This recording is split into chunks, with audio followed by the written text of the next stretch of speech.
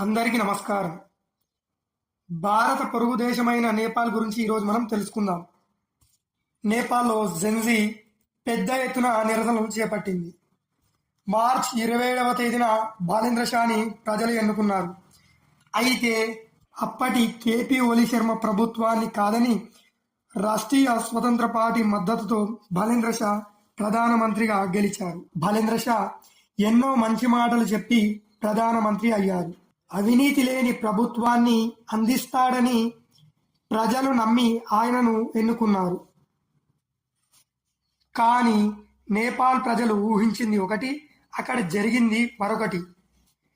అధికారంలోకి వచ్చిన కొన్ని రోజులకే ఆయన క్యాబినెట్ మంత్రి ఒకరు అవినీతిలోకి కూరుకుపోయి రాజీనామా చేశారు. అసలు ఈ విషయం మనమెందుకు తెలుసుకోవాలంటే, నేపాల్ సరిహద్దులు మన భారతదేశంతో ముడిపడి ఉన్నాయి. టిబెట్లోని మానస సరోవరానికి వెళ్లాలంటే లీపులేక్ మీదుగా వెళ్ళాలి. లీపులేక్ కింది భాగం తమదేనంటూ నేపాల్ భావిస్తుంది. ఈ పరిస్థితులను గమనించిన భారత ప్రభుత్వం సరిహద్దు వివాదాలపై చర్చలు జరపడానికి మన విదేశాంగ కార్యదర్శి అయినటువంటి అమిత్ మిశ్రాని రంగంలోకి దించింది. కానీ నేపాల్ ప్రధాని బాలేంద్ర షా అహంకారంతో ఆ ప్రతిపాదనను తిరస్కరించారు. నేను ఈ విషయంపై కేవలం భారత ప్రధానమంత్రితోనే నేరుగా మాట్లాడుతానని ఆయన స్పష్టం చేశారు.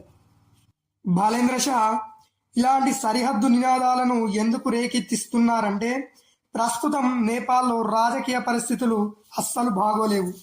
దేశంలో అభివృద్ధి లేదు. మంత్రులు అవినీతిలో కూరుకుపోయారు. దానికి తోడు భారతీయ వస్తువులపై టారిఫ్లు, పన్నులు పెంచడంతో అక్కడ ధరలు పెరిగి ప్రజలు ఇబ్బందులు పడుతున్నారు. దానివల్లే జెన్జీ యువత మరోసారి నిరసనలకు దిగింది.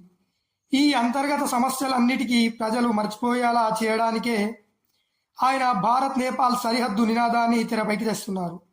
కానీ భారత్ ఇందుకు ఎదురు దెబ్బగా కొడుతూ వ్యూహాత్మకంగా అడుగువేసింది. నేపాల్ డిప్యూటీ ప్రధాని అయిన రబీ లమిచెనను భారత్ రెడ్ కార్పెట్ వేసి ఘన స్వాగతం పలికింది. ఒకవేళ నేపాల్లో యువత మరోసారి తిరగబడితే ఇండియా సపోర్ట్ రబీ లమిచెనికి చేయాలని భావిస్తుంది. ఇది మా మొదటి వీడియో.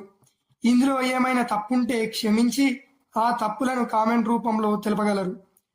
ఒకసారి ఇలాంటి తప్పులు జరగకుండా చూసుకుంటాం. మీరు మా తోడుగా ఉంటే ఇలాంటి మరెన్నో ఆసక్తికరమైన విషయాలను మీతో పంచుకుంటాం. జై హింద్. భారత్ మాతాకి జై.